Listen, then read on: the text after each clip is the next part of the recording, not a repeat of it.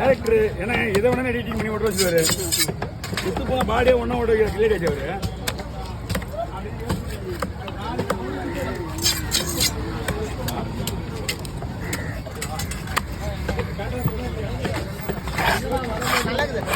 என்னங்கம்மா மீன் அருமையா இருக்குமா?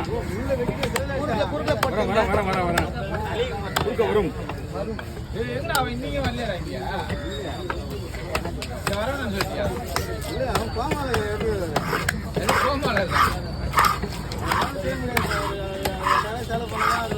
திரும்ப ரிட்டர்ன் வருவாரு.